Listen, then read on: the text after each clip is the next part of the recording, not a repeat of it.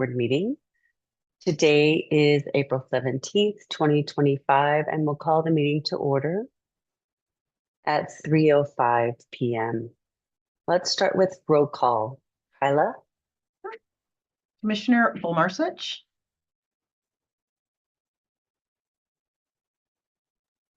Here. Commissioner Goodstein.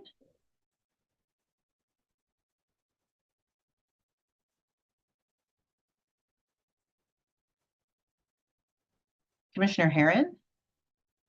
Here. This is Commissioner Goodstein. I'm having a hard time getting my video turned on. Commissioner Kidd. Here. Commissioner O'Rourke. Commissioner Scarborough. Commissioner Cinco. Here. Commissioner Thompson.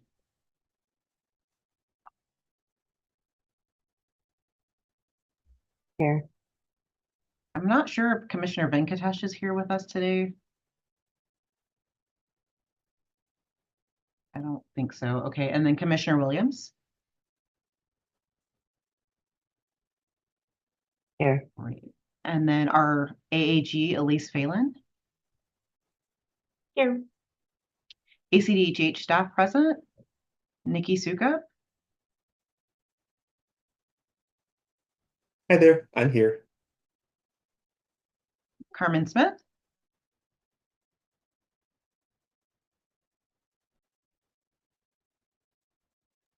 I'm here. Suke Nipel. I'm Victoria here. Vaughn. I am Pete here. Gonsowski. This is Vicky, I'm here. And then myself, Kyla Dalton Nava, and I believe that is it. Oh, I'm sorry. You know what? Commissioner Venkatesh just arrived. I'm just going to go ahead and let her in the room. She is here. Great.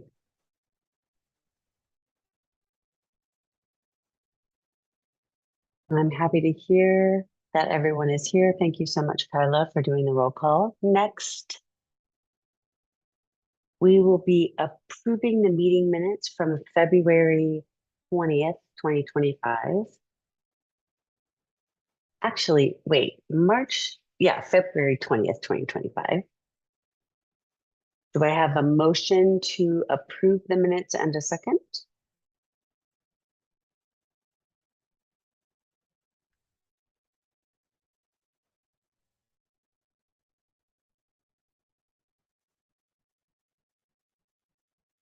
I know it's been a long week. We've made it to Thursday. Do I have a motion?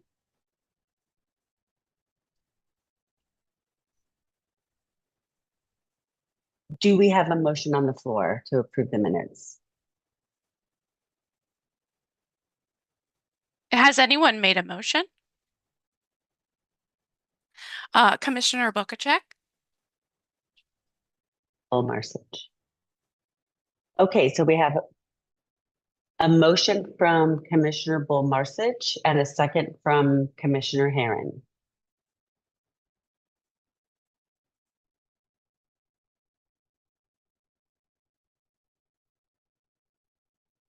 Today's meeting is going to focus solely on catching up with interpreter complaints. We have a total of 8 complaints we will focus on today, and I'm sure that you have already reviewed the complaints in your board packets. I want to let everybody know that we do have our AAG here on standby if we need to go into executive session to discuss any of the complaints or concerns that we might have.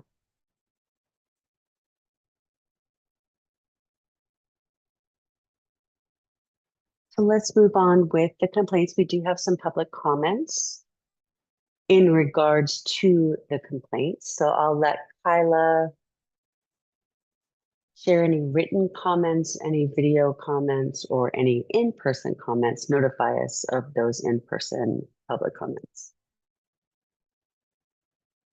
Yes, so we Okay. do have, would you like me to proceed with the written comments first? Yes, Okay. please proceed with the written comments. Did we want to have Commissioner Kidd first start out with the reading of the statement? Yes, that would be a good idea. So give me just a second to kind of get that worked out. And Commissioner Kidd, do you have that statement? Take your time, Kyla.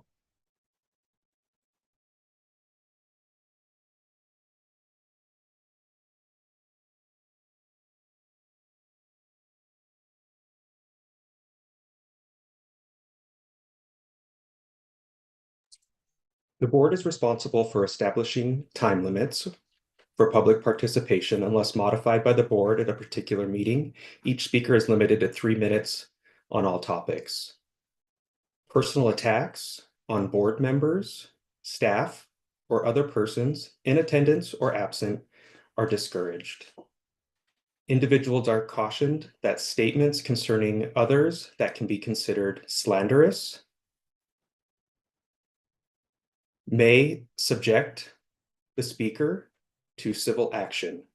Those who violate this rule can be barred from future appearances before the board. This applies to both public hearings and board meetings. Your cooperation is appreciated. Thank you, Commissioner Kidd. Kyla, you can move forward with the written comments. And you're muted, Kyla. You're muted. I guess unmuting would help. Thanks. Sorry about that. Okay, so the first written comments come from Cindy Volk, and her written comments are as follows. Complaints should be screened for validity by the licensing and certification coordinator before being passed on to a board or committee. If found to be invalid, the investigation should stop at that point.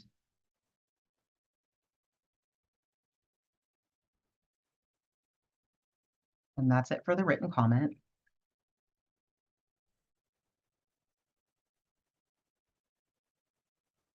Okay, so let's move to the video comments and then in person.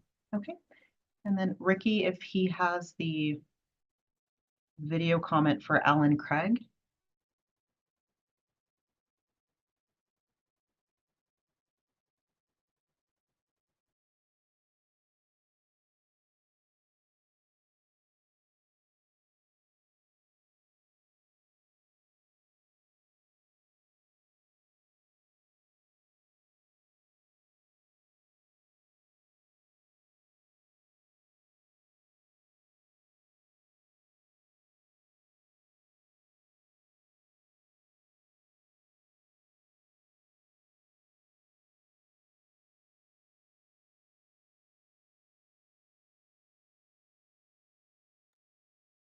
This is Ricky. If that's the wrong video, that's the only one that I have. Kyla? So there's Kyla, do you mind double checking? And take your Alan time. Craig video is in that document, Ricky. It's the first comment link. It's the male commenter.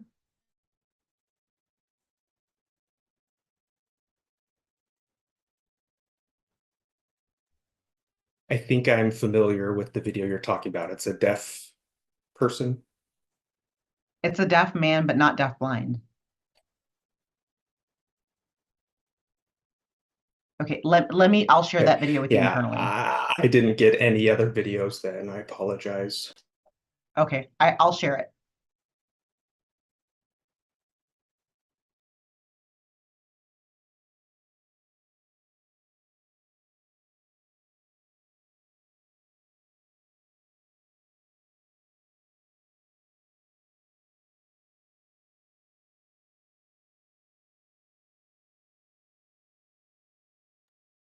Just to confirm with those in the room, are you able to see my screen?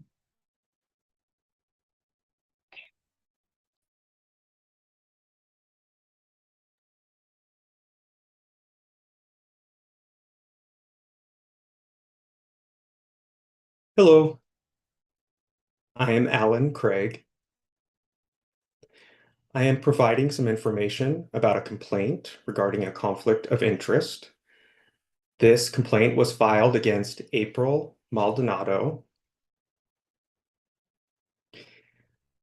This occurred at work where April came to interpret for me, and I told her that I didn't want her to interpret for me because we both work at the same place.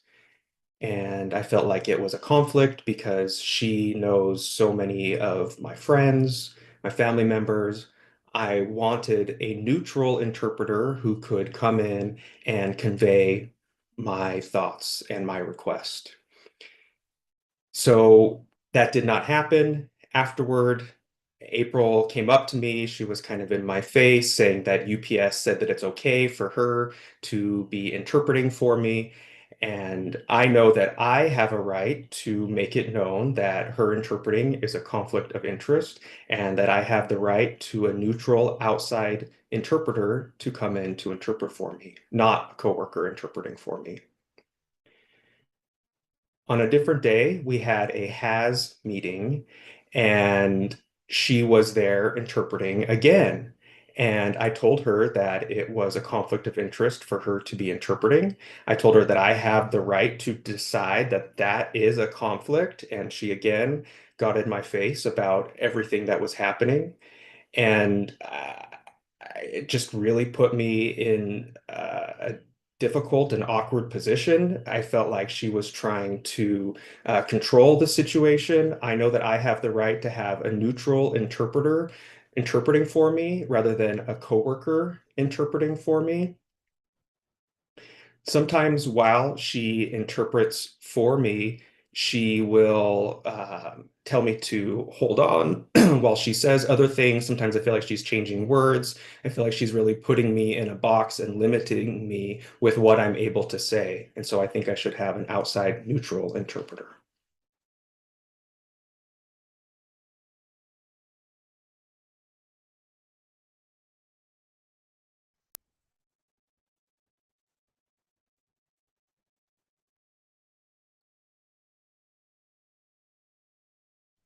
Ella, I believe that we have one more comment. Was that person able to show up in person or will we be showing the comment via video? Oh, they're here in person. Wonderful.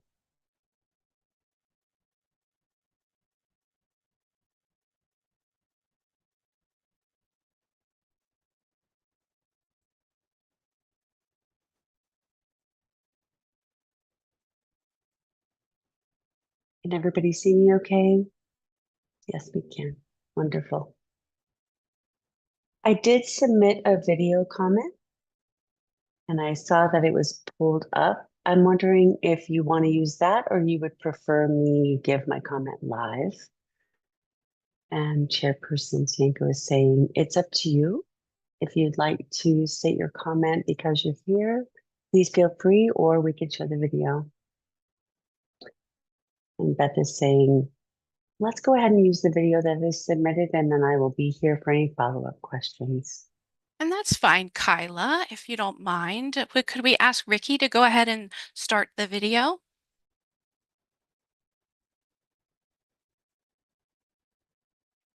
Hello, everyone. My name is Elizabeth Grigsby. I'm an RAD certified interpreter, and I've been working for 15 years. The reason I'm here today is to explain what happened in terms of myself interpreting for 4 days in January of 2024 with a lapsed license in the state of Arizona.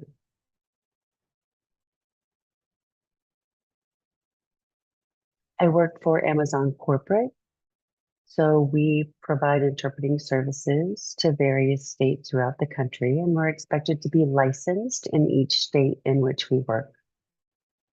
In November of 2023, I was notified that my license would soon expire. I paid the requisite fee.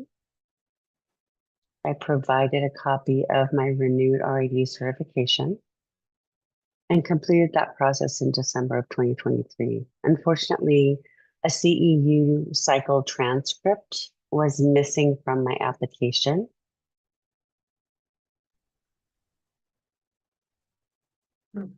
ACDHH emailed me requesting that information, but unfortunately, that was sent to my work email. I didn't receive that email because during the month of December, I was on PTO for my wedding and honeymoon.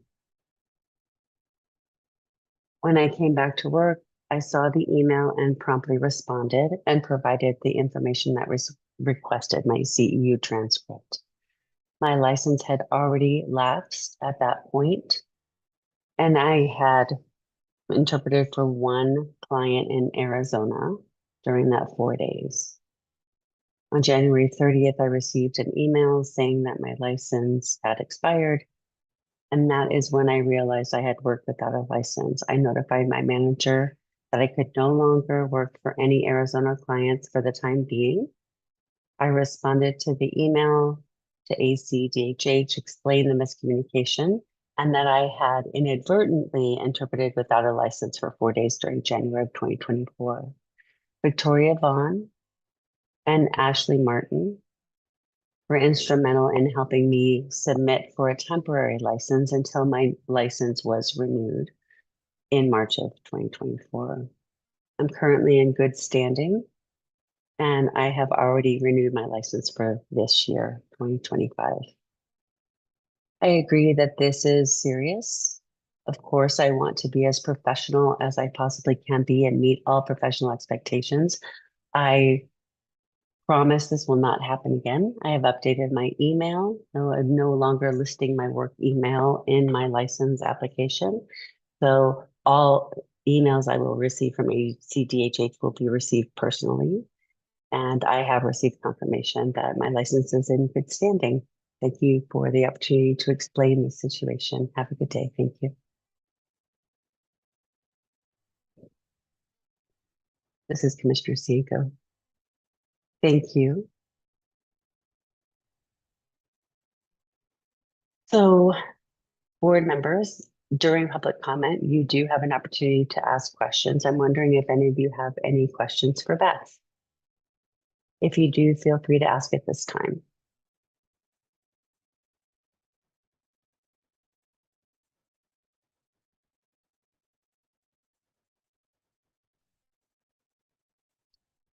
Commissioner Goodstein.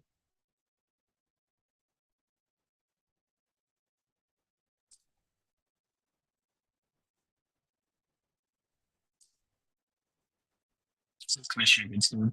Thank you for sharing that information. And I'm not quite clear, those couple of times you mentioned interpreting without a license, were those via VRI or were those in-person occasions? Good This is Beth. question. I live in California. So I interpreted 30 minutes over those 4 days virtually for a person who lives in the state of Arizona. This is Commissioner Goodstein. That's an interesting point. I'm a rather new commissioner to this board, and I know it's important for us to have licensure. I agree with that. And above all things, certification. And it's good to know that you are certified. And I think that's something that we should take a look at, because whenever I use the video relay service, I'm not talking about VRI within the state of Arizona, but speaking through the video relay service, they don't identify themselves and mention anything about licensure or certifications, and VRI might be a little bit different. I, individually do not like VRI because. So Commissioner Goodstein, is there a question? Well, yeah, I apologize. So my question is, how would Beth know whether she is actually interpreting for a client that resides in the state of Arizona? Is there any way that the VRI services that you're providing the services through, does it tell you which state you're going to be interpreting for? This is Beth. Yes, I am aware that the individual is working for an Amazon building in the state of Arizona. And I was aware. That's why I I applied for and received a license for the state of Arizona because I was working specifically with that employee. Okay, well, thank you. Thank you. Thank you, Commissioner Goodstein. If there are no other questions, Beth, thank you for taking the time to attend today and for providing a video comment and answering the follow-up questions. Thank you. I appreciate your time and consideration. Have a good day. Thank you. Goodbye.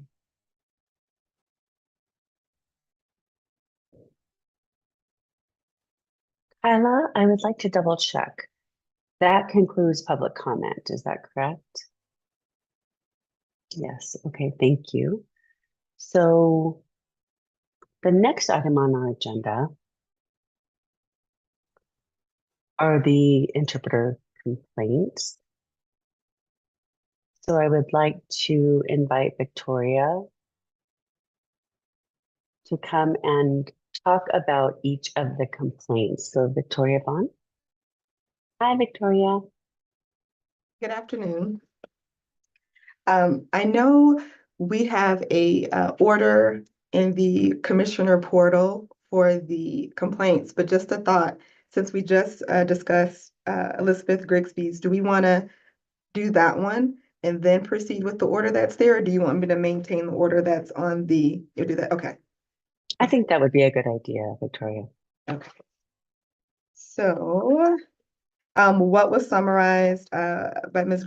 Grigsby was accurate. And our commissioners see the report that I prepared in that portal. So if you guys want to make a motion or have any questions for me regarding this, but everything that's been said, stated so far is accurate. The recommendation that the investigator provided for this particular inquiry is to dismiss it. The complaint due to the time frame where it was 4 days for 30 minutes out of those 4 days that she worked for an Arizona consumer. So that's the only additional piece I have to add. So if anyone has questions for me, please let me know.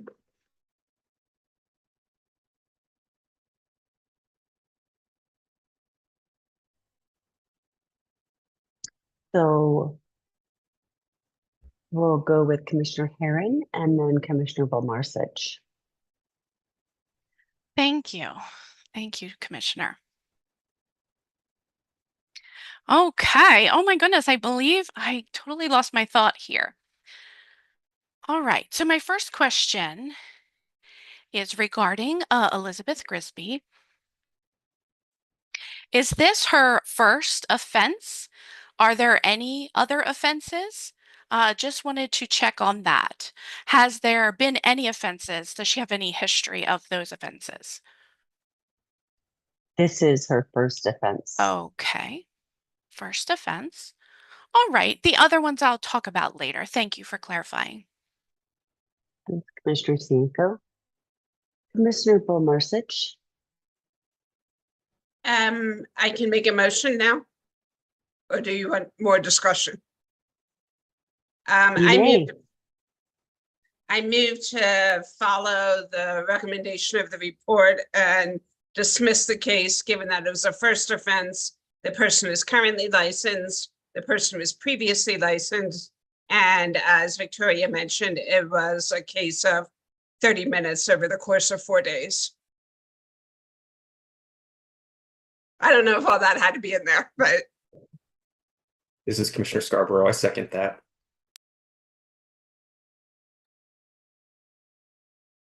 Okay. So we have a second from Commissioner Scarborough. Do we have any opposing votes?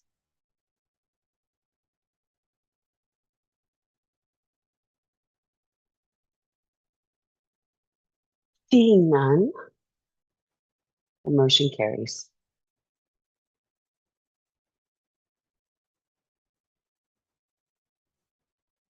Oh, I actually have a hand raised. Harvey, did you have something that you wanted to say? This is Commissioner Goodstein. No, I do support the recommendation as well. But I had a question in regards to that particular issue. Would it be appropriate for me to ask now, or should we go through the whole procedure? So the Well, motion was already, the motion already carried, so. Right, I understand that, but I'm wondering about in future situations, would it happen again? Sure, go ahead and ask your question. Okay, so I'll go ahead and ask. I'm kind of curious about the information about, like, whenever the interpreters are notified about when they're about to lapse their certification, are those notifications going out via email only? And if so, I've got a bit of a concern about that.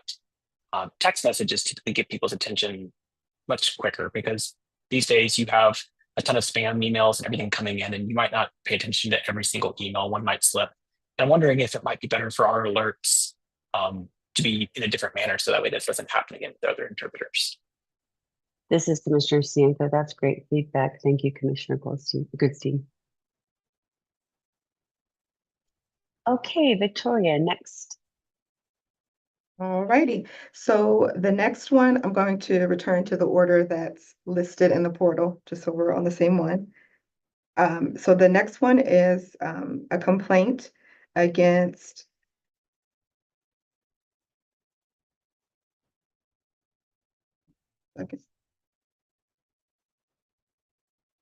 Hillary Adair. Hillary is not an Arizona licensed interpreter. The complaint came from a community member named Rebecca Stewart. Rebecca was advocating for her daughter to receive accommodations from a qualified ASL interpreter, which in Arizona, that means Arizona license, with the entity Bearizona. In the complaint report, you'll see the interaction between mom and Bearizona with her trying to advocate to get the appropriate accommodations. An interpreter was procured by Bearizona for her daughter, but she was not licensed and was compensated for that work. According to Ms. Stewart, Ms. Adair was compensated for working for Bearizona and did not provide qualified services to her daughter. So the investigator, I did attempt to contact Bearizona to fill that gap in, educate, let them know what the proper course is to get a qualified Arizona licensed interpreter. I didn't get the reply. So those calls and emails were not successful. Mom has also tried to advocate with Bearizona to let them know next time, we appreciate you trying to get accommodations, but we need someone who is qualified to do it, not just someone who can sign or who says that they're an interpreter. So my recommendation, based on everything learned during this investigation, is to send a letter of concern or a letter of demand to Hillary Adair to let them know that an Arizona license is required to work in a setting where they are compensated for interpreting that's outside of the K-12 setting. And if you have any questions, let me know, please.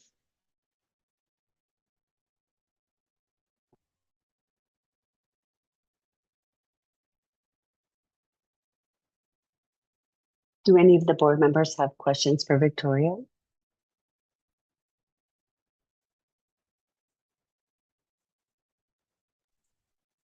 This is Commissioner Kidd. Excuse me, this is not my laptop, so just bear with me. I've got a question for you, Victoria. The letters that are sent out, if there's no response or nothing happens, is it just a kind of a slap on the wrist? What happens? What's the next step in this procedure? Because I'm rather new to this myself. Really, it stops there. There's really no other recourse that we have other than to try to educate and encourage folks to follow procedures and the laws. This is Commissioner Kidd. Okay, thank you. Thank you, Commissioner Kidd.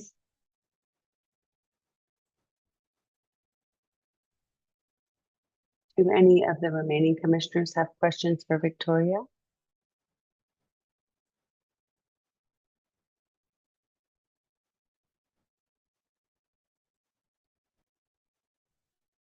Commissioner Scarborough?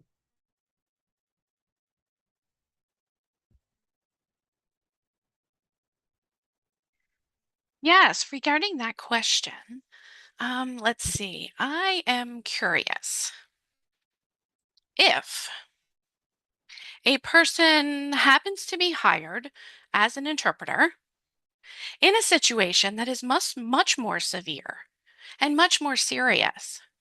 Not just a family event for a tour, but a potential medical situation or the like, something, that life threatening that could occur during this type of appointment. Are we just sending a letter? Because that is the current procedure at this time. The medical facility, that nothing happens with them. There's no penalization to them. The individual says that they're an interpreter, but they are not licensed. So, do we have a plan to address that situation? Because that is definitely more risky and more threatening, and that really is a huge liability. So I'm not concerned about this particular situation, but there is a lot of liability in this process. Those are very valid points, Commissioner Scarborough. So Elise, I believe you have something that you would like to add. I'd like to turn it over to you. Yeah, I apologize. I thought you were done. But yes, so since it relates, if you'd like, before making any decision, if you have larger concerns or questions about what this would mean and what the authority is, I may be able to provide some answers, but it would likely lean into legal advice. But as long as I can answer questions specifically about this process and the board's authority, we can talk about that and I can answer some questions. But since I think it would lean into legal advice, we would need to go into executive session. But I can answer those questions. No, I'm not asking for legal advice at this time. My question is the commission doing anything at this point to prevent the possibility of harm as a result of the current statute? Mm-hmm. And I can explain that. I just typically, in order to preserve like attorney-client privilege in case the conversation goes into legal advice, such as how that might affect somebody's decision in making a motion, I would just recommend having this conversation in executive session just to preserve our privilege.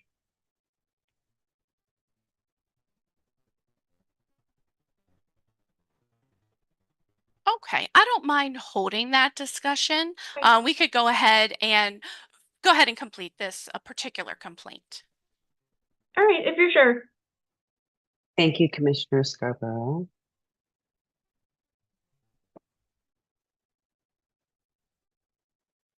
I believe what Commissioner Scarborough is asking is this complaint is focused on a family event. And that's the primary focus of this discussion. So Commissioner Goodstein, did you have something that you wanted to ask or add? Yeah, I'm having a difficult time getting my video turned on. I agree with Jennifer 100%. This is a serious issue that we really need to look at somehow, and we need to do it sooner rather than later. Perhaps not today, but we do need to look at it at some time because this is an issue. I agree. This is Commissioner Cienko. Thank you, Commissioner Goodstein. We'll keep that in mind. We'll definitely add that to future meeting agendas for discussion. So let's go back to the specific complaint The recommendation is to send a letter of demand from the AAG.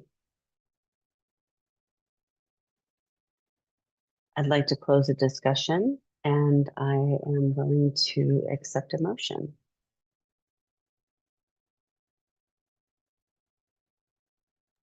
Commissioner Kidd.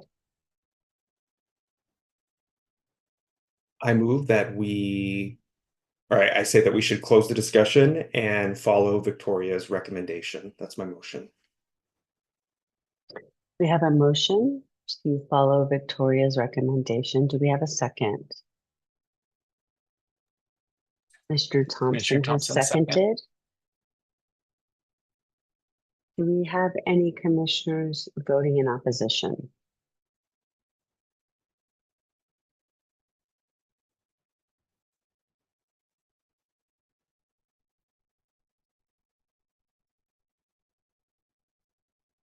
Seeing none, motion carries.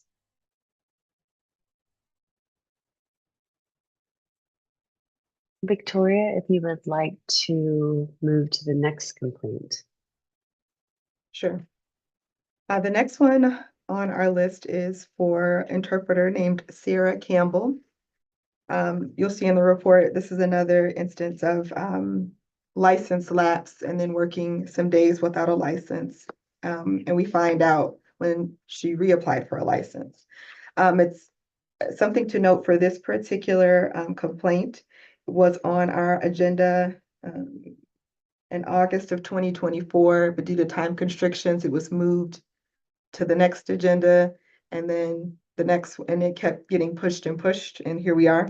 So with that being said, right now her license is not active. So my recommendation is just to dismiss it because she's not an active Arizona licensed interpreter. Yeah, that's my recommendation, is to dismiss this one because of that. Thank you, Victoria. I'd like to open it up for discussion. Do we have any questions that we'd like to pose to Victoria about this interpreter complaint?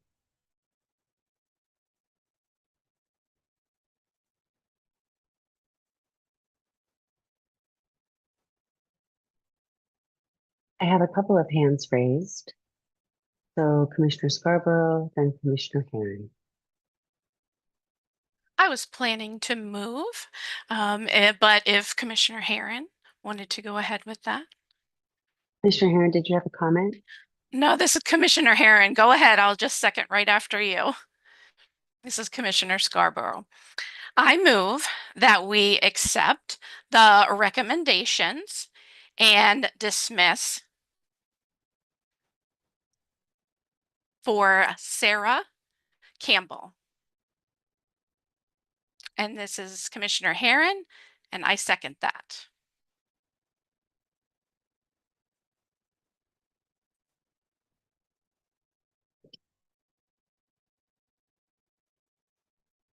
Do we have any commissioners voting in opposition?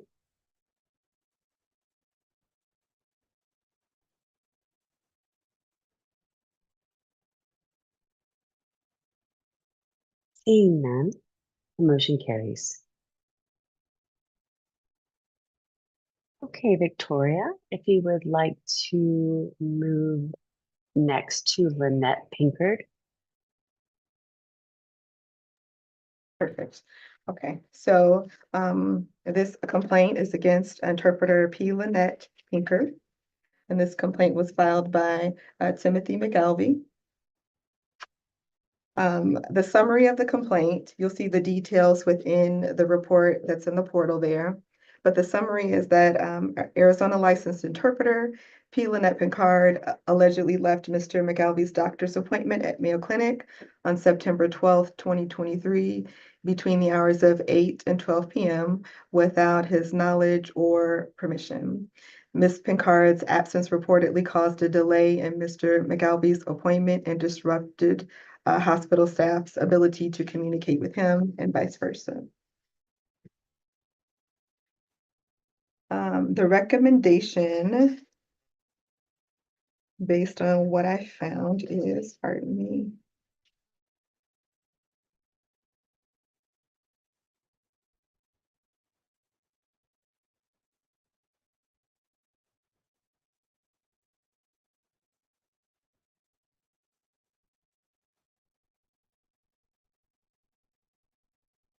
It appears during Mr. McAlvey's September 12th, 2023 appointment, a miscommunication occurred between Mr. McAlvey, his wife, and P. Lynette Pincard, the interpreter.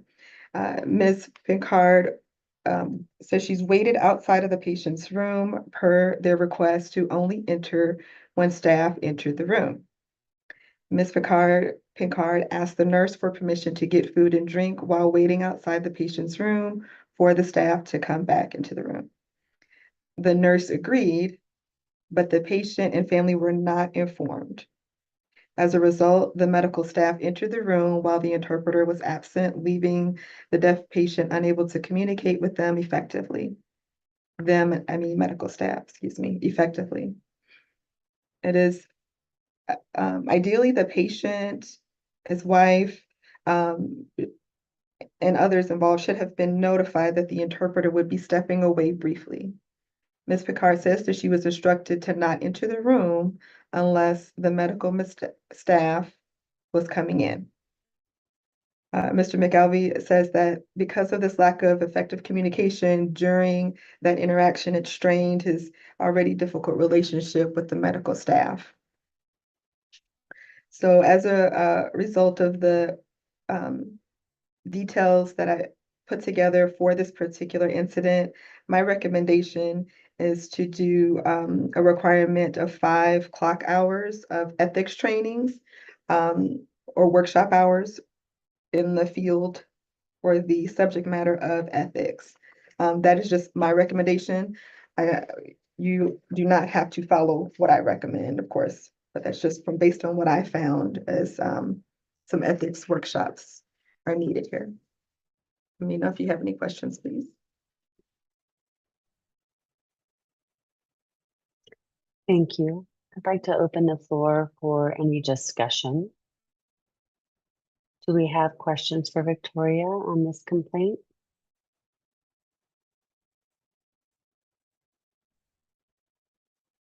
Commissioner Bolmarsich? I just want to clarify, what is the role of the Mayo Clinic here? I presume that they were the ones contracting for the interpreter. Is that okay? But we're just dealing with the interpreter, not the Mayo Clinic. Okay. All right, that's it.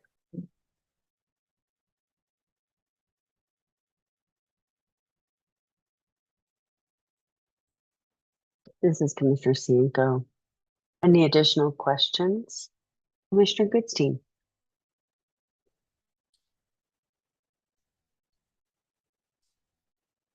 This is Commissioner Goodstein. I took a quick look at the summary. However, I'm a little bit confused. The interpreter left for food or lunch? I'm kind of curious now, how long was the interpreter there with the client in general? Are we aware of that? Were they there for about 3 or 4 hours? And if so, then maybe appropriately they needed a break? I'm not really clear on what happened that day.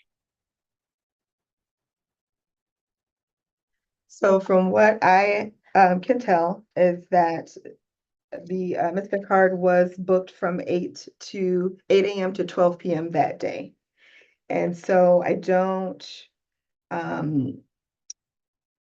know what other breaks were afforded or if any breaks were afforded. She did need to leave to go take care of something, food, medication, drink outside of that appointment, something personal she needed to take care of. So the problem though is that the deaf consumer was not made aware that she was going to be stepping away, and the times misaligned. At that time that she was gone, then that's when the staff came in and needed to communicate with them. Got it. Yeah, I understand. And I believe I understand the issue. And I agree, yeah, that client should have been notified. I completely agree. And okay, so I think I'm a little bit understanding the situation a little bit more. And I don't really blame the interpreter 100% because a 4-hour shift is a long time for any interpreter to continue providing services. But communication would have been essential. I agree. I put the blame, though, however, on the Mayo Clinic for not allowing the interpreter to enter the room to speak to the patient.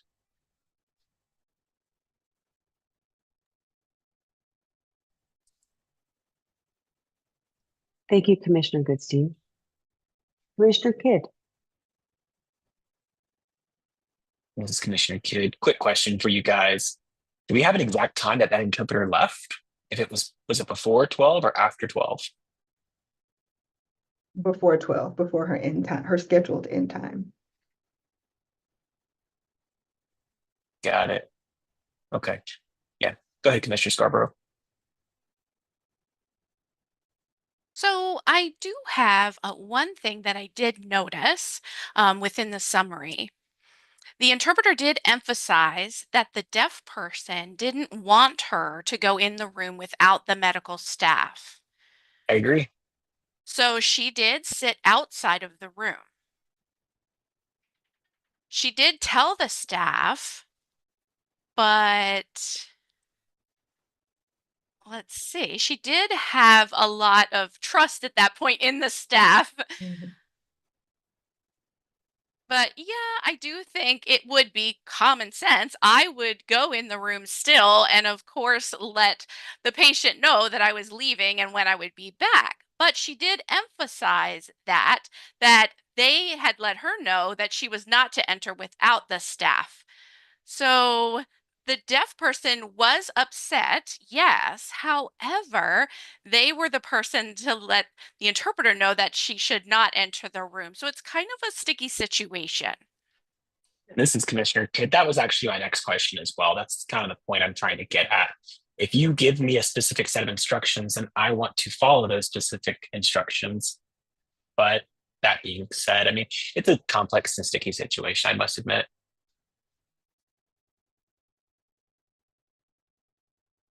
This is Commissioner Cienko. Commissioner Herron. Thank you, Madam Chair. Okay, so I think there's a lot of blame here in this situation, a lot of education that needs to be done. I think that the patient needs to be educated and also, allow that entry to have the interpreter let them know that they do need to step away. So regarding communication, that would be important there. The interpreter should find a way to communicate. They could have posted a note, possibly on the door, letting them know that they stepped away for the moment. Please page them or get in touch with them if they needed to see the patient. Thirdly, it is also Mayo. There was a patient at Mayo. I understand how things could have happened, and I am a patient, and I have been a patient at Mayo.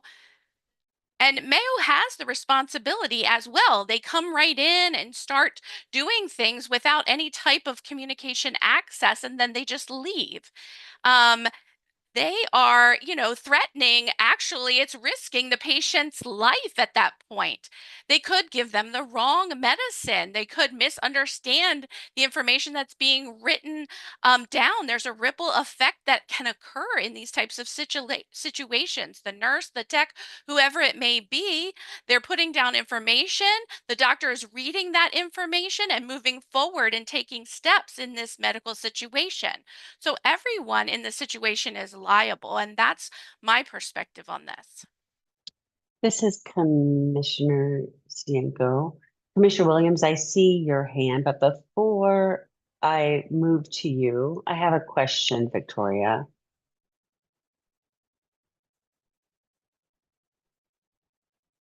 It's somewhat related to this complaint and somewhat not. At any time,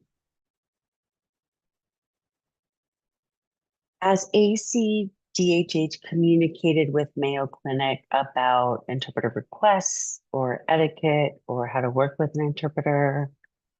Yeah, so that's a good question. Prior to this complaint, ACDHH, we've how do I say this nicely?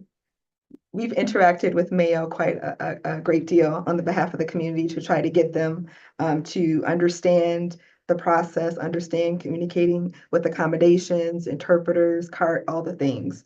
So that's an ongoing task for us. But yes, we have done that, and we continue to go to Mayo and try to educate them because it's a struggle. We get complaints from consumers for that hospital, yeah.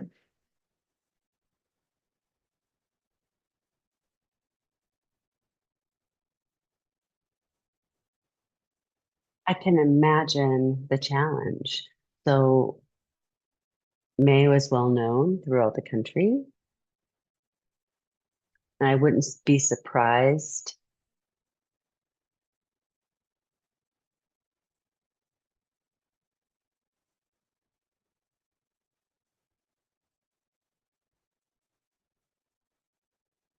And it might be difficult for them to release the medical model in working with customers. And we don't need to have an in-depth discussion of this, but my feeling is, from what I'm hearing,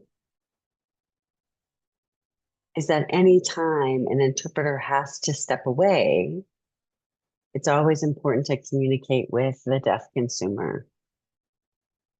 If there's no communication without the interpreter, the trust between the interpreter and the deaf consumer is destroyed. It's an unfair situation. That's my personal opinion and perspective. So let's go back to this specific complaint. Commissioner Williams had his hand raised, so I would like to allow him to make a comment or ask a question before we close discussion.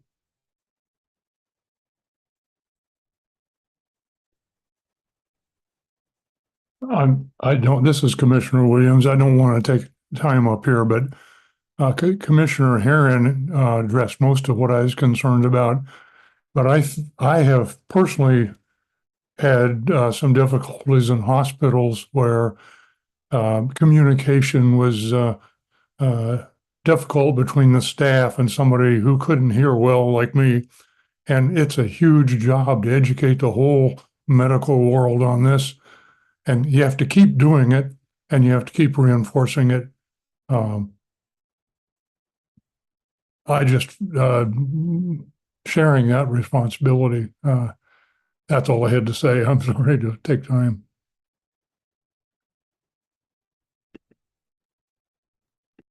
No apology needed.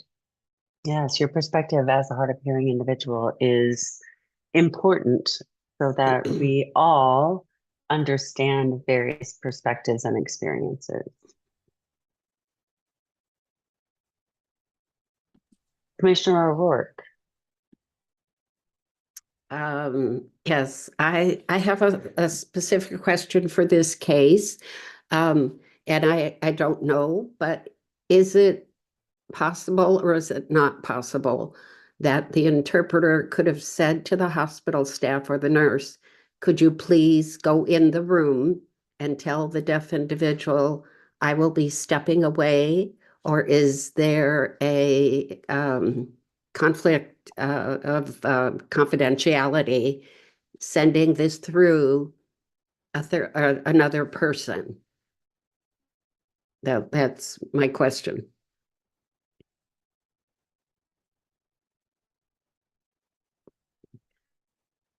Sorry, I didn't know if I was answering it. The interpreter was there to facilitate communication with the staff and the patient. So she couldn't really send the staff into the room to talk to the patient. They wouldn't have been able to communicate without her. So that's where the sticking point is that she was trying to communicate or to say I need to leave, but she did that with the nurse and not with the patient. She couldn't send the nurse in to do that on her behalf because that was her job to communicate, if that makes sense, or to facilitate communication, excuse me. Okay, I actually do understand that, and I see, and my second is actually a comment. I have been at Mayo Clinic for my husband. I'm his caretaker. I have broached information at Mayo Clinic about cart services for me when we have doctor appointments or meetings or when he was in the hospital. Just as an aside, because of the amount of time that my caregiving has taken over, I haven't been able to pursue following up with Mayo, but I have letters from them stating that they provide accommodations for people with hearing loss. They provided ASL interpreter And that is what is in their plan. I just made a comment about that. But I think you have to be maybe creative, and I don't know. The family was putting a demand and or the patient on not getting complete communication. And so that goes back on the family, I feel, or the deaf person.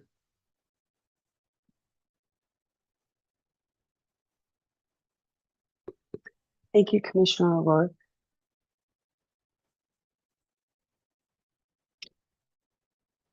I'm going to close the discussion on this matter. It's 4:01. We have 4 more complainants to move through. So with our discussion closed, I am open to accepting a motion to follow Victoria's instructions or guidance on this, which is requiring ethical CEUs. Commissioner Bolmarsich, I see that your hand is raised. Thank you, Madam Chair. This is Commissioner Bomarsich. I would like to make a motion that we follow Victoria's recommendation in this case of ethics training for this interpreter. Mhm. I second that. Till Commissioner O'Rourke seconds that. And Commissioner Thompson, I see. Yes, Victoria. Sorry, can I get a time frame on that? I didn't say that in my recommendation. I apologize. Do we want to allow her to do the 5 hours within 60 days, 30 days, 90 days? How do we want to? Mm. I guess I How have to- about 60 days? I move that we follow Victoria's recommendation of training for 5 hours within 60 days. Is that?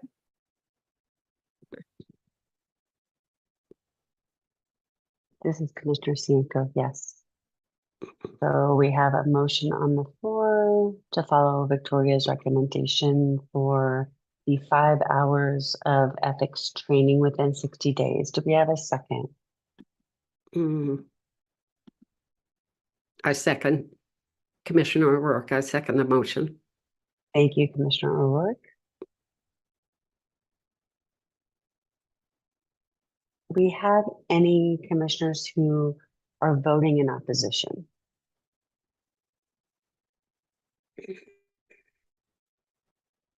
Seeing none, the motion carries. Thank you.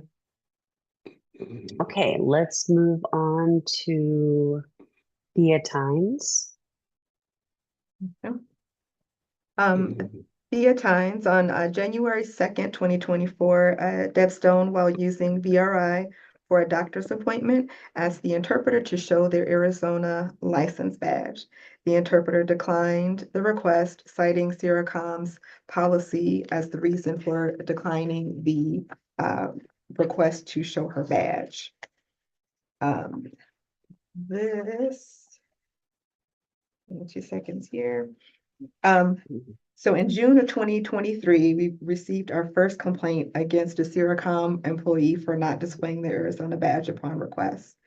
The ensuing investigation, which included meetings with Seracom's leadership team, revealed that their policy contradicted with our state's licensing regulations of showing that badge when a consumer requests to see it. Seracom has agreed to immediately align its policy with Arizona's requirement that employees show their license badge when they're asked by a consumer when they're working for Arizona consumers. So you'll see a letter in that report as well. They have worked with us, Seracom has worked with us, and they have changed their policy. So this shouldn't be a problem going forward. And the employees are instructed to, anytime we request in Arizona, to show their badge. And so I recommend, to dismiss this. Let me know if you have any questions, please.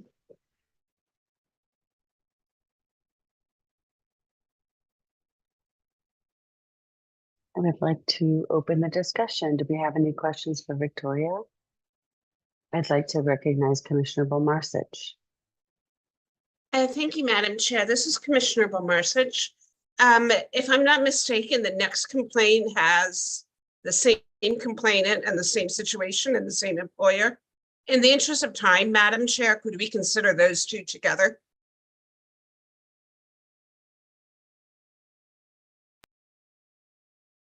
We could. I would be fine with that if the board agrees. I see Commissioner Herron has her hand raised. I don't see these as the same. The second, they're both employees. Is that what you're talking about for the next complaint, Commissioner Bolmarsich? Which one is the next complaint? Because I see them as completely different situations. Erica, This first one we're talking about now is a video remote interpreting situation where someone was interpreting. The other one is a complaint where someone was interpreting on site. Am I misunderstanding? Are these different complaints with different situations? This is Commissioner Goodstein. No, these are two similar situations. They just, the employee one is a different complaint you're looking at. I think you skipped one when you did that. So. Hey, everybody, this is Commissioner Cienko. This is Commissioner Cienko. Yeah, Deb Commissioner Stone's Goodstein. complaint. Commissioner Goodstein. We're having some overlapping conversation. I just want to ensure that we're speaking one at a time. It's difficult for interpreters to be able to interpret for individuals speaking at the same time. Also, please raise your hand because when you turn your camera, it does actually change the position of the videos on the screen, which also makes it difficult for our interpreters to follow the communication. We want to ensure that communication access is there for everybody. Okay, with that, let's just hear the complaints one at a time.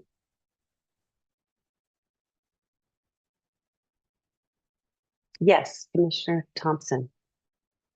I disagree with having both of them. The reason being is that I read both of them and there is a slight difference between the two. And my concern is not having them have the same consideration.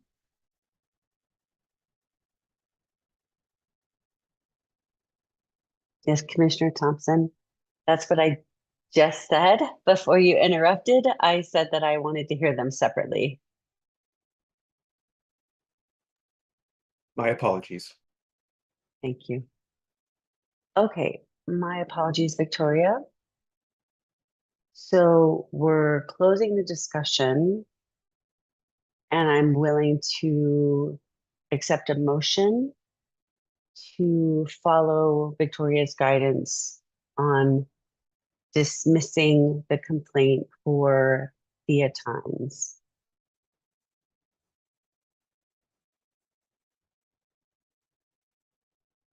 Commissioner Herron or Kidd? This is Commissioner Herron. I move that we accept the recommendation from Victoria Vaughn to handle both of these cases. Motion on the floor. Do we have a second?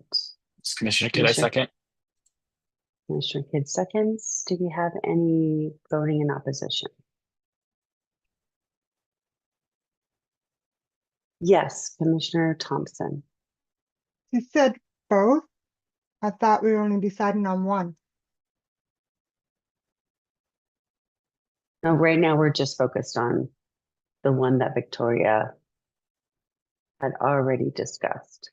No, I thought I heard Commissioner Herron said both. Okay. Commissioner Herron, can I clarify the motion, please? This is Commissioner Herron. Thank you, Madam Chair. I was saying both because they're both submitted by Deb Stone, weren't they? We're actually just focusing on the first one, which is the VRI complaint. Okay, then take out the word both. We're just focusing on that one complaint then. Okay. So do you want to make a new motion specifically for this one complaint? I move that we follow Victoria Vaughn's recommendation. And now I can't find that person's name. It's no longer on my screen. Who was the person? Was it Deb? No, it wasn't Deb Stone. What was the interpreter's name? It started with a T. Thea Tynes. Thea Tynes. We'll follow along with Victoria's recommendations on that complaint. Okay, so we have a motion to dismiss the complaint against Thea Tynes. Do we have a second? This is Commissioner Kidd, I second. Thank you, Commissioner Kidd seconds. Any votes in opposition?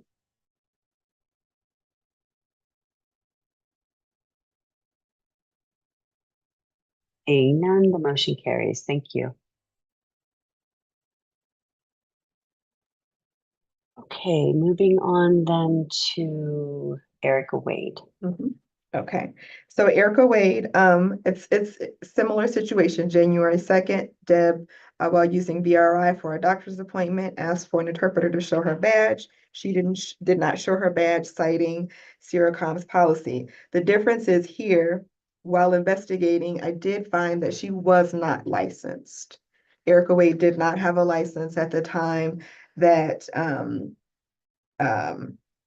during that time she had her interaction with Deb. So that is what the difference is she cited she didn't show her badge because of Sierracom's policy, but she didn't have a badge at that time. She is now licensed, but at that time she did not have a license with Arizona.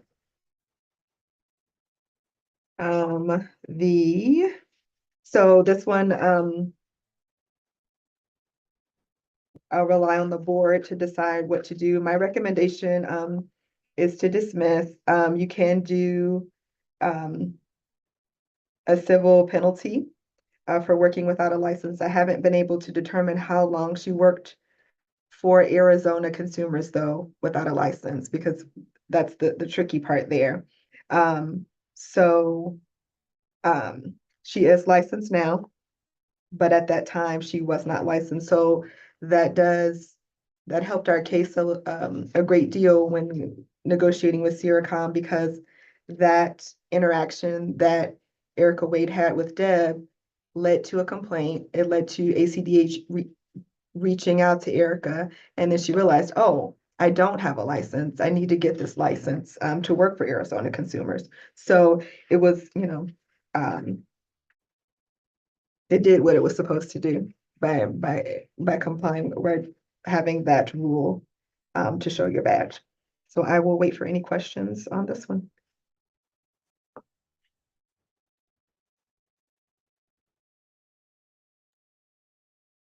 Thank you, Victoria. I'd like to open the floor for discussion or questions. Commissioner Thompson. Thank you. This is Commissioner Thompson. I just have one point of question. Did I misunderstand something about not understanding the policy, the RID policy regarding showing the badge of whether or not they're qualified? That was the one thing that is concerning to me. Oh, when Ms. Wade asked what, where does it say that in the CPC for RID? Is that what you're referring to? I'm sorry. Yeah, yeah. Okay. See, And so do you want me to tell you where yes, that is? please. Okay. Give me 2 seconds here.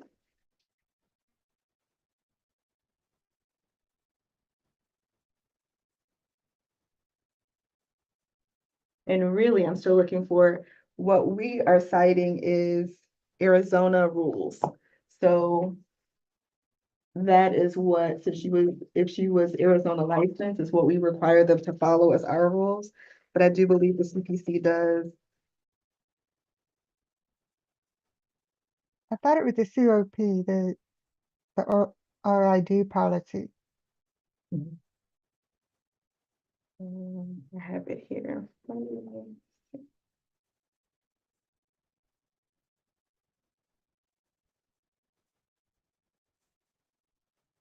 Under 6. While the- Victoria's looking, I want to remind everyone that it's 4:15. We have several more complaints to get through. Under illustrative behaviors, under the tenet of Excuse me, 2 more. under 6.1, accurately represent qualifications such as certification, educational background and experience, and provide documentation when requested, is what I kind of related this incident to under CPC. But again, under the Arizona rules, ours is a little simpler. It says to protect the public, a licensee shall have and present on request an identification badge that we, the commission, submit. So I'm not sure where the CPC came into play for Ms. Wade, but we were referring to the Arizona rule. Okay, thank you.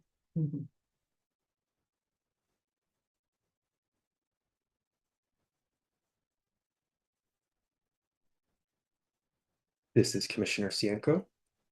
Do any other commissioners have questions for Victoria?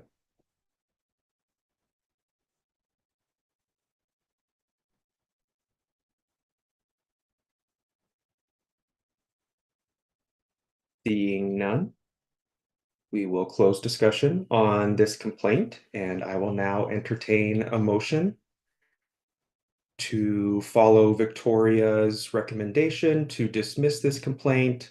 We could also impose a civil penalty. I will leave that decision to the board through a motion.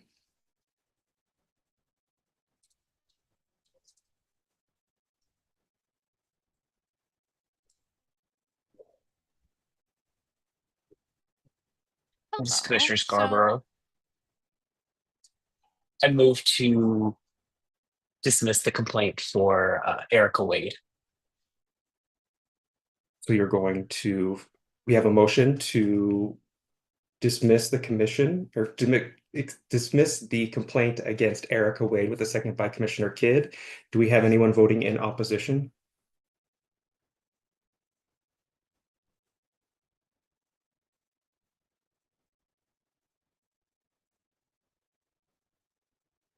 Seeing none, motion carries.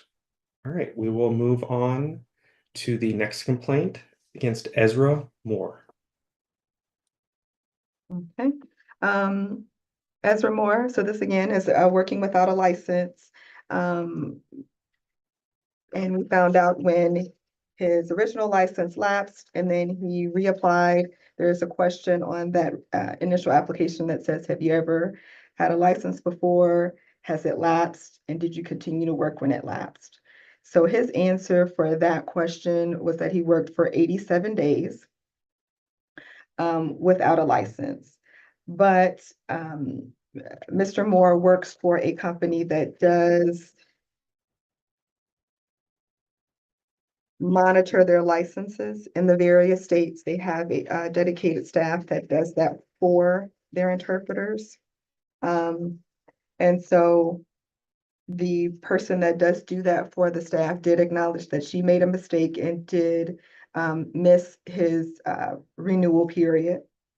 And secondly, the way their system is set up, if their license isn't active in the system, they don't even get calls routed for that area. So there's a two-part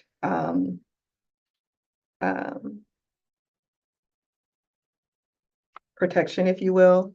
They have the staff dedicated to it, and then their system is set up if the license is not active, they won't get those calls routed to them. And so the 87 days is what he worked, but I confirmed with his employer that he most likely did not do any work for any Arizona consumers. So my recommendation is to dismiss based off of that. Please let me know if you have questions.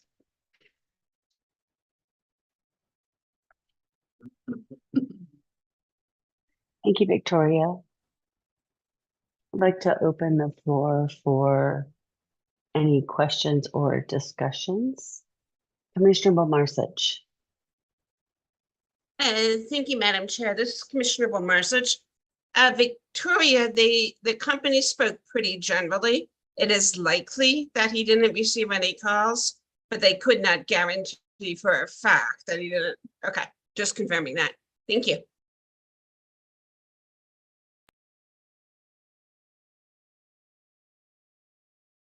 Thank you. Any additional questions? Commissioner Kidd.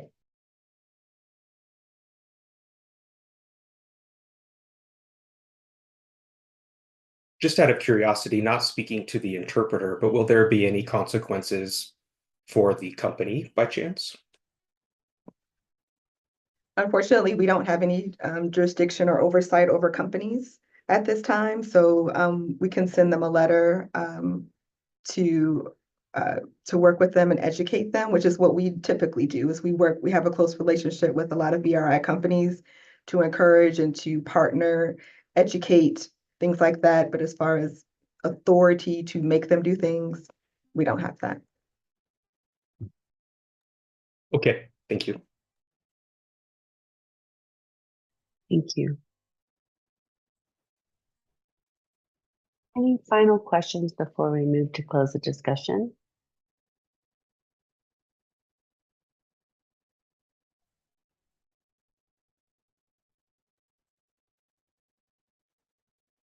Seeing none, the discussion is closed. I will accept a motion to follow Victoria's recommendation to dismiss the complaint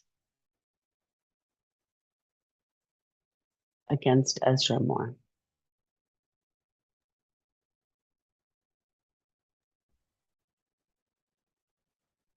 Okay. Commissioner Kidd, can you repeat what you said? I said we'll take that one. I'll let Commissioner Scarborough take that one. I plan to say I so move. Let's accept those recommendations.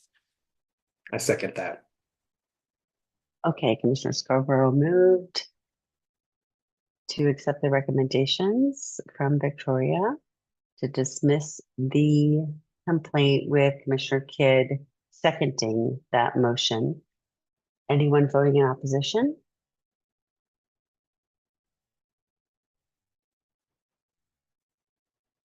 Seeing none, the motion carries.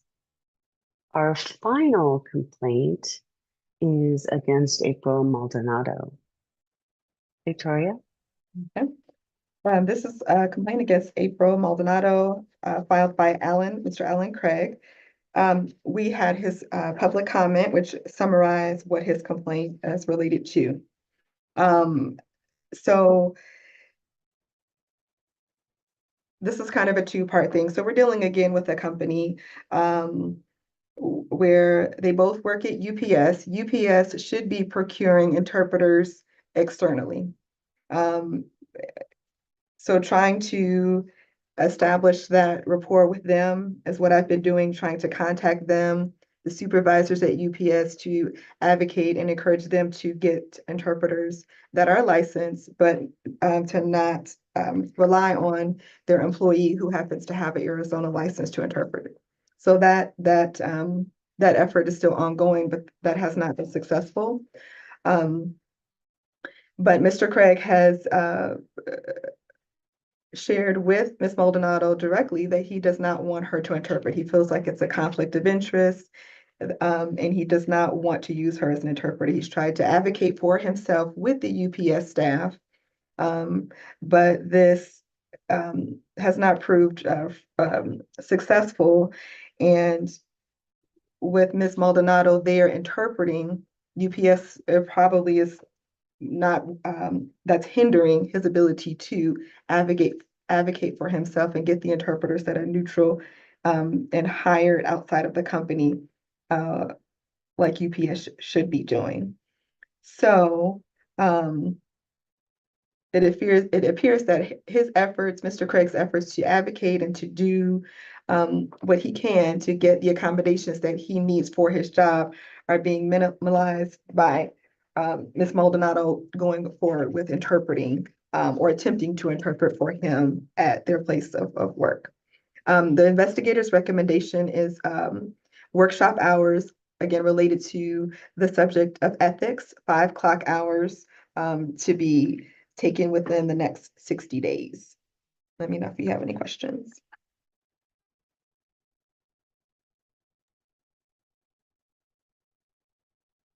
Okay, I see some hands. Thank you. I'd like to open the discussion, and I'll start with Commissioner Scarborough.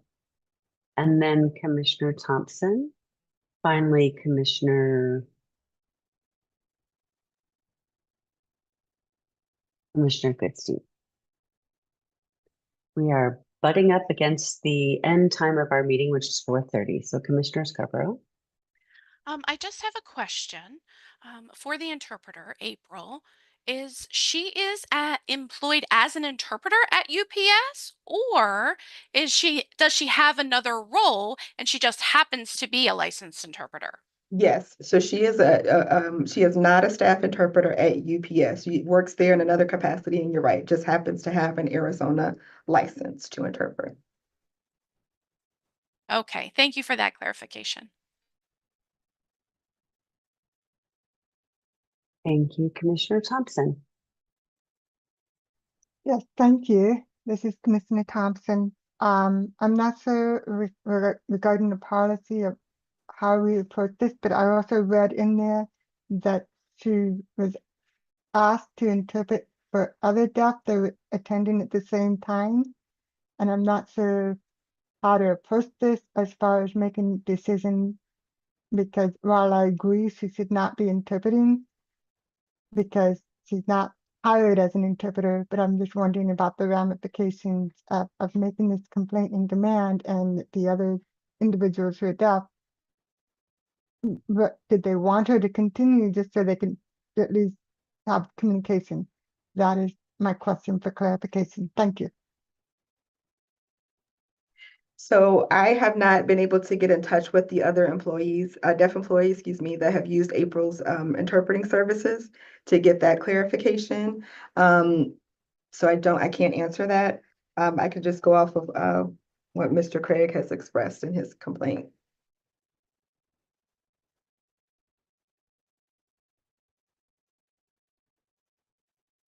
Commissioner Goodstein.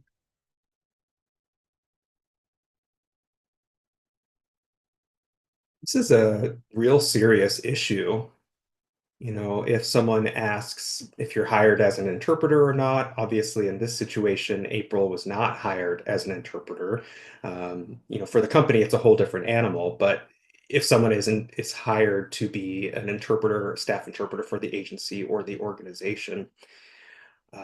Also, the ADA applies to those private businesses and private companies that are providing public accommodations. So the consumer really has the last word as to whether or not they feel comfortable having an accommodation such as this specific interpreter. If the interpreter might need some additional training, that's a different story, but we can educate UPS, the company, and perhaps develop some type of information or a letter with the help of the Arizona Center for Disability Law to provide them with some training on what it entails to get an actual neutral licensed interpreter for someone that is in a company like UPS. And this also applies to other companies in the state of Arizona as well.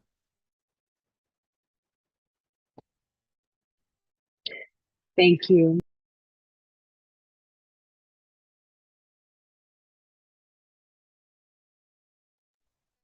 So Commissioner Kate, and then we'll close the I have one question. It might be two questions, but I just want to make sure that I'm following along and clearly understanding that Alan asked April not to interpret for him. Is that correct?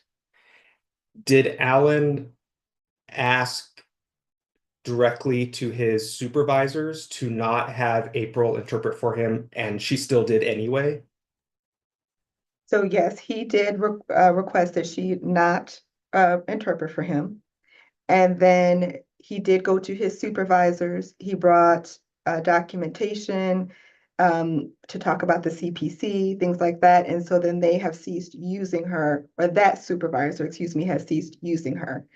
But as you know, it's a huge organization, but he has been able to make strides with one or two supervisors where they will not use her anymore. Mhm. Okay, so that tells me that the burden is also on April because she's been asked not to and then continues to provide interpretation services. So thank you for that. Thank you. I'd like to close discussion, and I'm open to accepting a motion to accept Victoria's recommendation of a potential civil penalty as well as 5 hours of ethics training within the 60-day period. Commissioner Bomarsic. Thank you, Madam Chair. This is Commissioner Bomarsic. I make a motion that the board accept Victoria's recommendation of workshop training in ethics, 5 hours to be completed within the next 60 days. Good.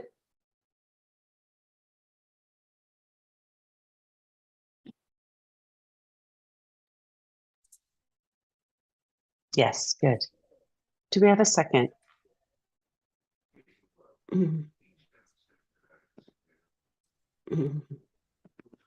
I second that. Commissioner O'Rourke, I second the motion.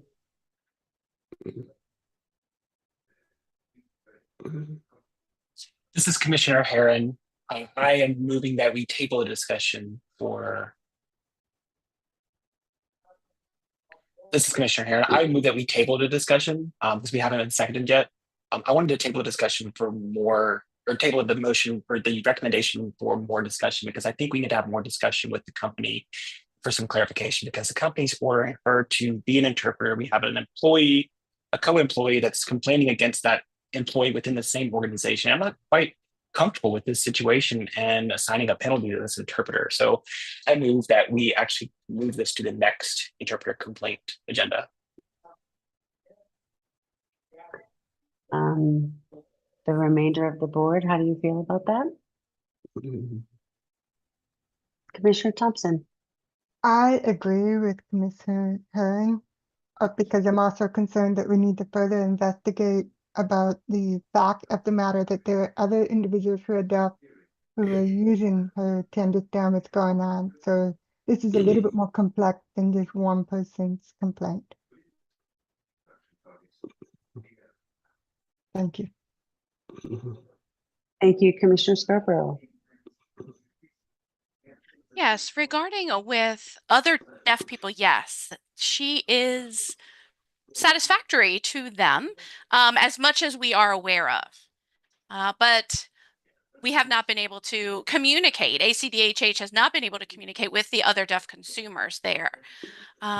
Possibly those deaf consumers accept her interpreting because they suspect that UPS will not hire an outside interpreter. It is possible that they accept her interpreting because it's good enough. There are many different scenarios that they might not want to file a complaint. They possibly could be happy that they are at least getting something regarding communication. But Alan was willing to complain because he felt that it wasn't appropriate. Unfortunately, this situation, the interpreter moved forward with doing so and interpreting, and that's what caused more of a problem. But now the company is saying, see, we do not now need to hire anyone. We have one right here that can do it for us. So honestly, the interpreter should be penalized and for this situation.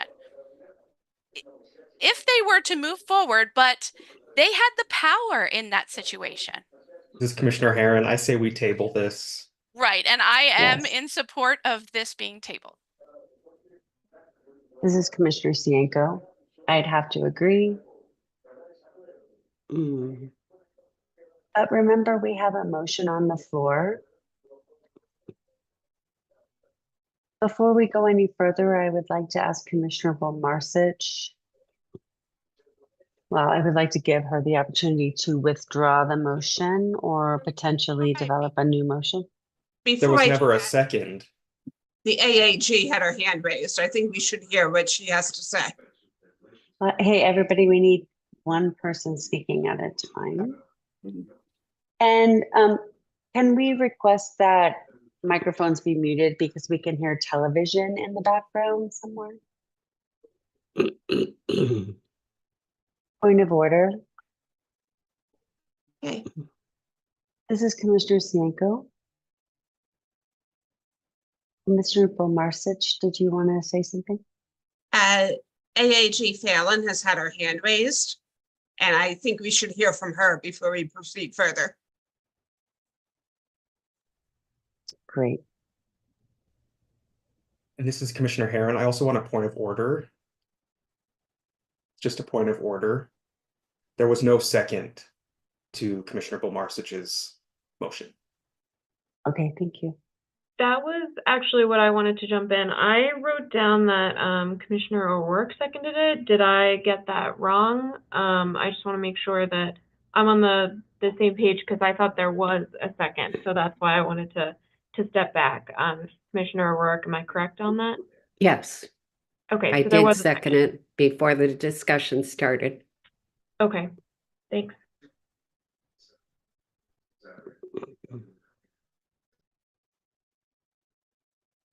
Okay, so I was also under the impression that we did have a second.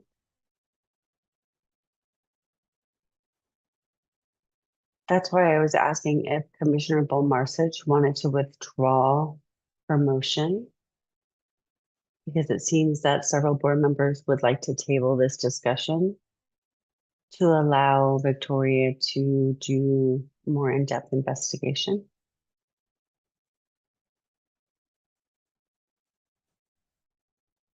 You're muted, Commissioner Volmarsich.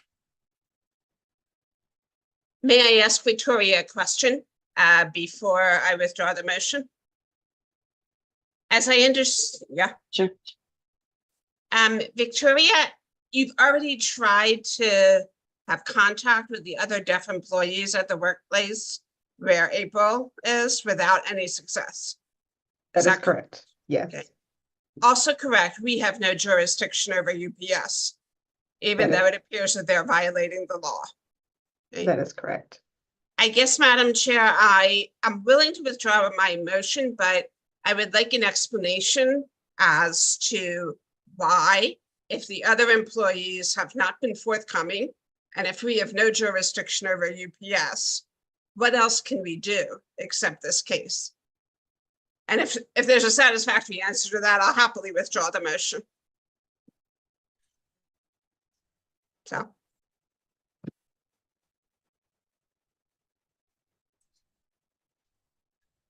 This is Commissioner Cienko. Does anyone want to respond to Commissioner Volmarsich's question? Commissioner Herron.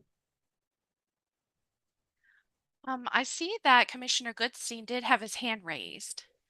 This is Okay. Commissioner Cienko. My apologies.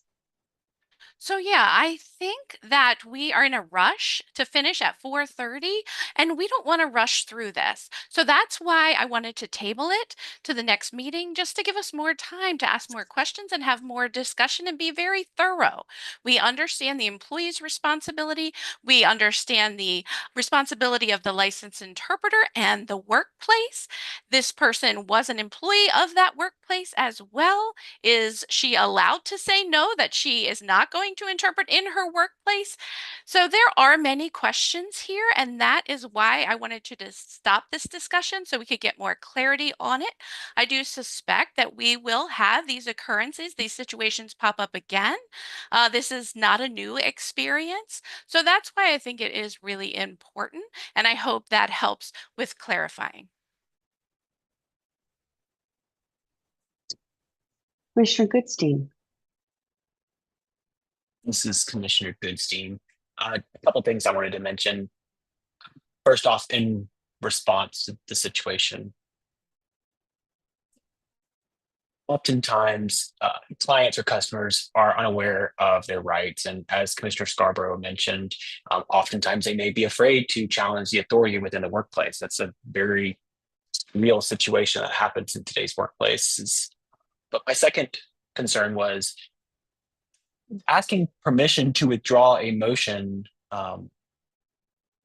It's common during meetings when a person is making a motion and then there's comments afterwards, and then we realize that it's rather complex, and then someone can table the discussion without asking for permission. I thought the tabling of an item takes precedence over a withdrawal. So I just want to get to point of order for future meeting references. That's all, just to get clarification on how to proceed with this going forward, but I do support the tabling of that.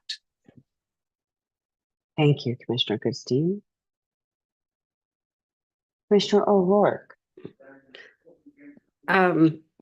This is Commissioner O'Rourke. I just wanted to say that I think addressing the specific situation, as far as what the recommendations were from Victoria Vaughn, and perhaps this is an issue that, as we have talked about, is bigger and needs to be placed on the agenda and thoroughly discussed with the situation that's going on at UPS. Is there, for example, according to 88A regulations, how many people are deaf, and should there be an interpreter available for a certain number of people if there are 5 people that need an interpreter, or is the number 50? And I think this whole issue needs to be addressed more thoroughly, and it would help communication for the deaf community.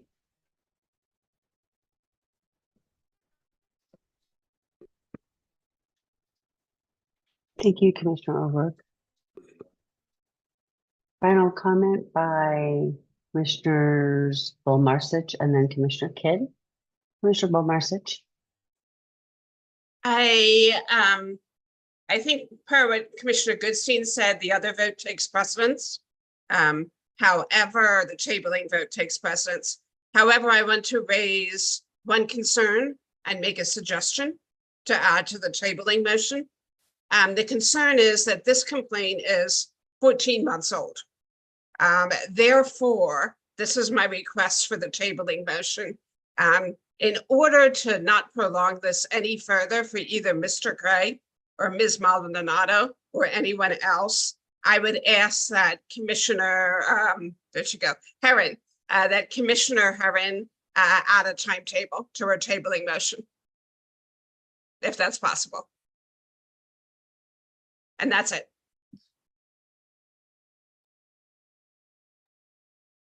Commissioner Herron. To clarify, I just said that we would table this to the next meeting where we have interpreter complaints.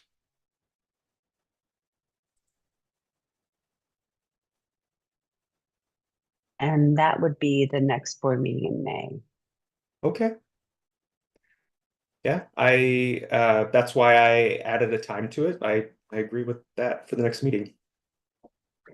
Okay. Commissioner Bolmarsich, did you want to add a comment? I don't think saying the next board meeting is actually helpful because our agendas tend to be packed full. And I'm also assuming that there are other interpreter complaints in the system, and we may need to have another special meeting. So I would prefer a conclusion with a hard timeline, like 60 or 90 days.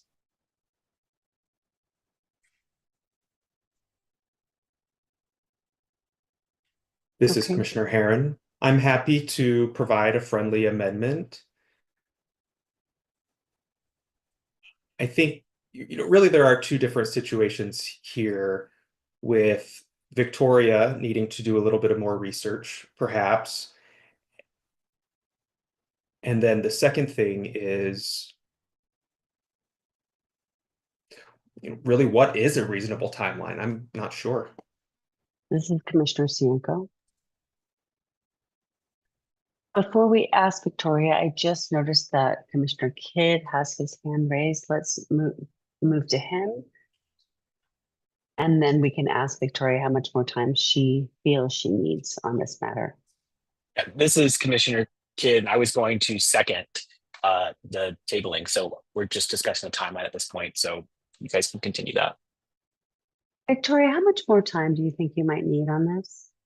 I can reach out to the other deaf employees listed in the complaint next week, and then hopefully I get a reply from them. So I could be ready. I don't know what's on the May agenda, or but yeah, I could be ready by the May meeting. It's up to you, but I can reach out to them again on next week. Maybe we'll get a different we'll get a reply.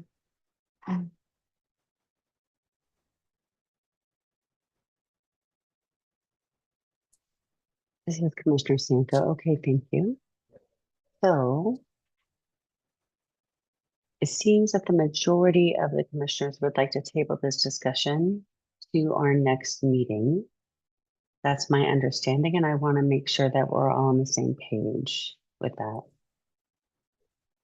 This is Commissioner Kidd. I apologize. Once it's been tabled and there's a second, we don't need a majority. It just happens. Okay, this is Commissioner Cienko. So it seems as though this discussion will be tabled to our next meeting. It is 4:47.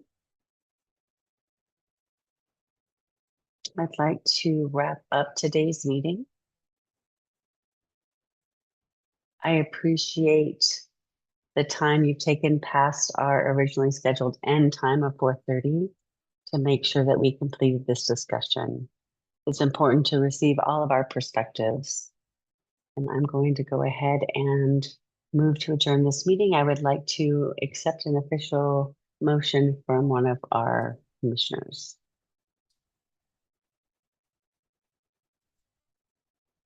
This is Commissioner Goodstein. I move that we close the meeting. I second it. This is Perfect. Commissioner Cienko. Thank you, everyone. Good evening. And as a reminder, the Interpreter Licensing Committee will meet tomorrow afternoon. See you all there. Thank you.